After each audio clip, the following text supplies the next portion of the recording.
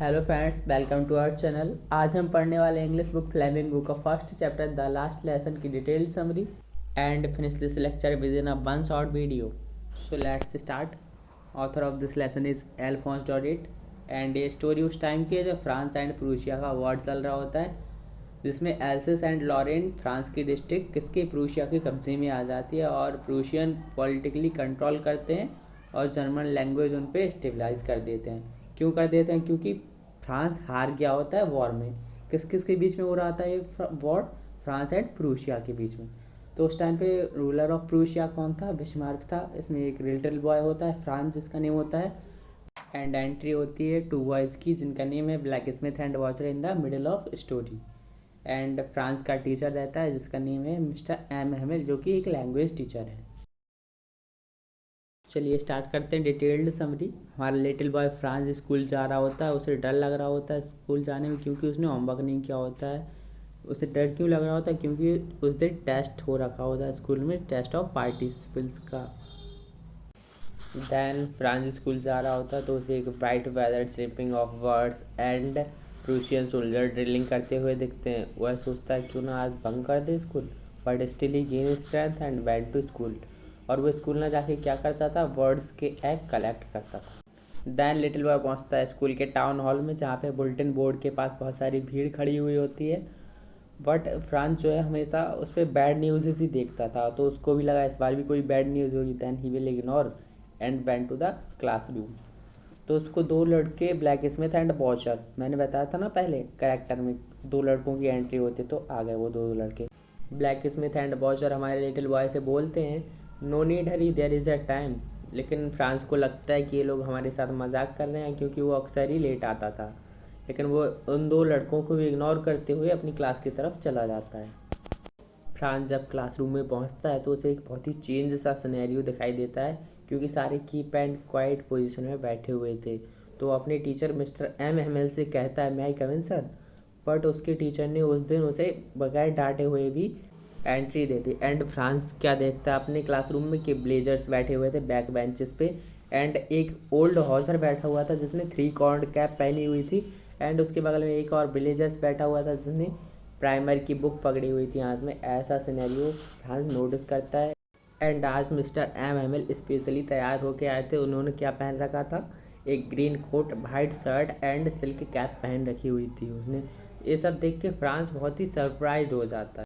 Then mister M ML chair से stand होते हैं और कहते हैं this is the last lesson of French and next day new teacher come to teach German. ऐसा वो क्यों बोल रहे होते हैं? क्योंकि फ्रांस जो है हार गया होता है वॉर में प्रूशिया से। ये सब सुन के हमारा लिटिल बॉय और भी सरप्राइज हो जाता है। देन वो सोचने लगता है कि मैं क्यों नहीं पढ़ के आता था, मैं क्यों नहीं याद करके आता था।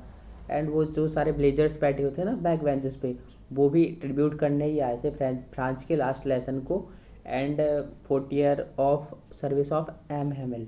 मिस्टर एम हेमल कहते हैं Franz stand and tell the rules of participles. Then ये सब सुन के फ्रांस का माइंड एकदम ही ब्लैंक हो जाता है और बहुत ही सीरियसली होकर सोचने लगता है। लेकिन मिस्टर एम एम एल कहते हैं पुअर चाइल्ड से, कि मिस्टर एम एम एल कभी कभी पनिश भी कर देते थे। लेकिन एम एम एल कहते हैं शायद मेरे पढ़ाने में कोई कमी रह गई हो, है ना। एंड उनके पेरेंट्स को भी रिस्पॉन्सिबल बताते हैं, क्योंकि वो फ्रांस को भी कभी कभी माइनिंग पे कुछ चंद पैसों के लिए ले जाते थे। देन मिस्टर एम एल अपनी भी मिस्टेक बताते हैं, क्योंकि वो भी कभी कभी प्लांटिंग ऑफ ट्रीज़ के लिए उन लोगों को छुट्टी कर देते थे एंड हॉलीडे भी कर देते थे फिशिंग के लिए। ओवरऑल वो हम सबकी मिस्टेक बताते हैं। एंड ये जो पहला ट्रुथ था जो कि एम एम एल ने बोला था, नाउ एम एम एल अपने फ्रेंच लैंग्वेज की इम्पोर्टेंस के बारे में बताते हैं एंड कहते हैं this is the key of prison. Now M M L start करते हैं ग्रामर का लास्ट लेसन। एंड आज ना फ्रांस को एकदम each and every word clearly समझ में आ रहा होता है, और वो सोचता है आज मैं कंसंट्रेशन से पढ़ रहा हूँ, मिस्टर एम एम एल अपनी फुल पोटेंशियल से पढ़ा रहे हैं। तो ऐसा रेयर अटेंशन हो गया था पूरी क्लास में कि सबको ईच एंड एवरी वर्ड समझ में आ रहा था, एंड सिर्फ किसी की नॉइज़ नहीं आ रही थी, ओनली पेन स्क्रैचिंग की नॉइज़ आ रही थी।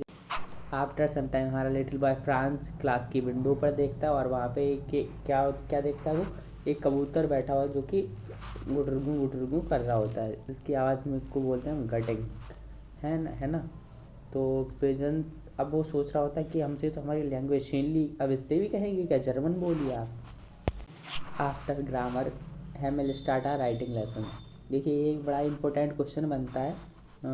पूछा जाता है कि मिस्टर एम हैमिल ने क्लास में आकर पहले कौन सा सब्जेक्ट पढ़ा था और अब क्या पढ़ा रहे हैं। तो बनता है कि पहले पढ़ा रहे थे ग्रामर, है ना, हमने देखा भी अभी। तो अब पढ़ा रहे हैं वो राइटिंग लेसन, एंड उन सबको एक न्यू कॉपी देते हैं प्रिंटेड, जिस पे लिखा हुआ होता है एल्जिस एंड फ्रांस।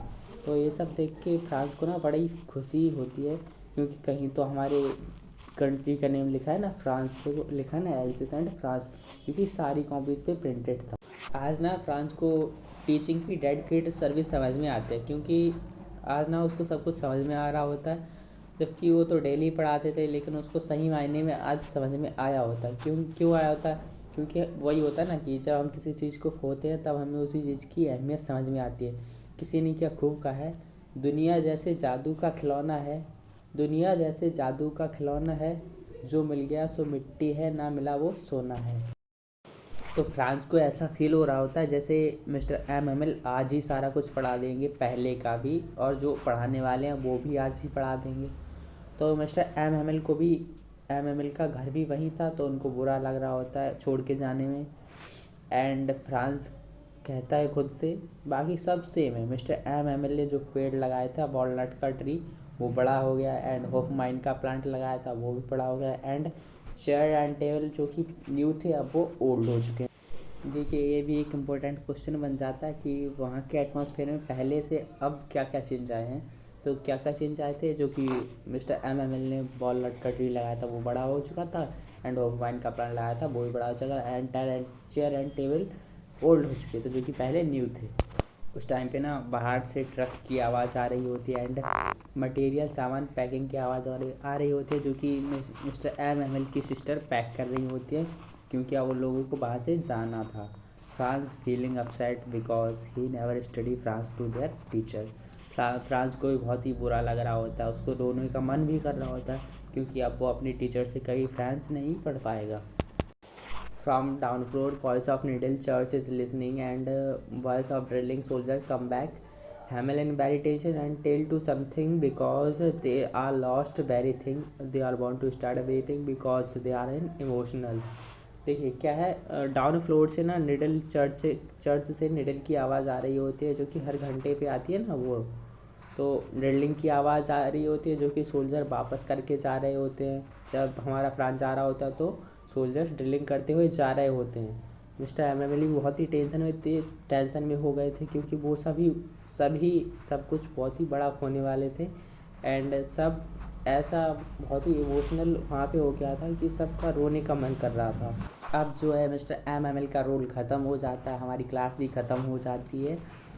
अब जो है ना मिस्टर एम एम एल वैसे तो डेली कह देते थे कि टुडेज़ क्लास इज़ ओवर, ऐसा ही कुछ साइन कह देते थे। आई मीन ऐसा कुछ नोटिस नहीं किया गया, लेकिन मैं बता रहा हूँ। लेकिन आज के दिन क्या हुआ था, तो आज ना मिस्टर हैमिल ने क्लास ख़त्म करने के लिए कुछ भी बोला नहीं, बल्कि बोर्ड पे लिख दिया था विव ला फ्रांस, जिसका मीन्स होता है लॉन्ग लिव फ्रांस। तो इसी के साथ हमारा चैप्टर लास्ट लेसन फिनिश होता है, एंड आई होप आपको समझ आया होगा। तो हमने देखे हैं इसके short question, MCQs question, and जो कि इम्पोर्टेंट थे वो हमने आपको बता दिए हैं। एंड अगर आपको नोट्स चाहिए तो डिस्क्रिप्शन में आपको लिंक प्रोवाइड कर दी जाएगी, एंड अदरवाइज़ आप हमारे इंस्टाग्राम से भी विज़िट कर सकते हैं। Okay, thank you.